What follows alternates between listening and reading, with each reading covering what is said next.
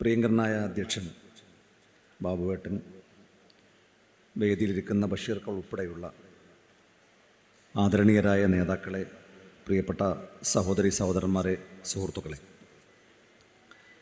പ്രിയങ്കരനായ ഉണ്ണിയേട്ടൻ നമ്മോട് വിട പറഞ്ഞിട്ട് 1 വർഷം പൂർത്തിയാവുകയാണ്. ഒരു പാർട്ടി പ്രവർത്തകൻ മരണപ്പെട്ടാൽ, ഒരു നേതാവ് വിടവാങ്ങിയാൽ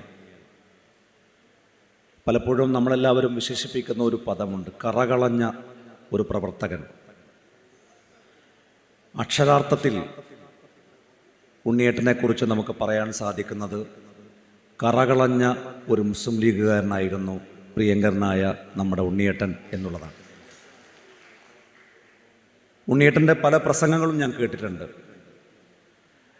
അതിൽ അദ്ദേഹം അഭിമാനത്തോടെ പറയുന്ന ഒരു കാര്യം ഞാൻ കേട്ടത്, ഇന്ത്യ ഭരിക്കുന്ന BJP ഗവൺമെൻറ് ഇന്ത്യയിലെ പിന്നാക്ക വിഭാഗങ്ങളുടെ സംവരണത്തെ അട്ടിമറിച്ചുകൊണ്ട് സാമ്പത്തിക സംവരണം നടപ്പിലാക്കിയപ്പോൾ ദളിത് വിഭാഗങ്ങളുടെ വോട്ട് വാങ്ങി പാർലമെൻറ്റിലെത്തിയ ഒരുപാട് രാഷ്ട്രീയ പാർട്ടികളുണ്ട് ഇന്ത്യയിൽ. എന്നാൽ സാമ്പത്തിക സംവരണത്തിനെതിരായി ഇന്ത്യയിൽ 2 പാർട്ടികളാണ് ഇന്ത്യയുടെ പാർലമെൻറ്റിൽ വോട്ട് രേഖപ്പെടുത്തിയത്. ഈ കേരളത്തിൽ ഒരേ ഒരു പാർട്ടിയാണ് BJPയുടെ ആ നയത്തിനെതിരായി വോട്ട് രേഖപ്പെടുത്തിയത്.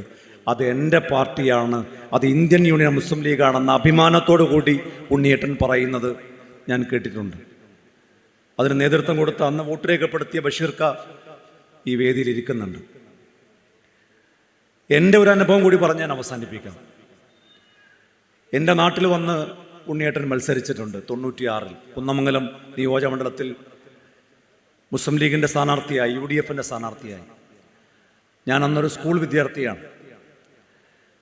ഞാൻ ആദ്യമായി സ്കൂൾ വിദ്യാർത്ഥിയായിരിക്കുന്ന കാലത്ത് ഒരു സ്ഥാനാർത്ഥിക്ക് വേണ്ടി മുദ്രാവാക്യം വിളിച്ചത് പ്രിയങ്കരനായ ഉണ്ണിയേട്ടന് വേണ്ടിയാണ് എന്നുള്ളത് ഞാനിപ്പോൾ ഓർക്കാണ്. ഞാൻ മുദ്രാവാക്യം വിളിച്ചത്, ഞാൻ പോസ്റ്റർ ഒട്ടിച്ചതൊക്കെ എൻ്റെ സ്കൂൾ കാലത്ത് ഉണ്ണിയേട്ടന് വേണ്ടിയിട്ടാണ്.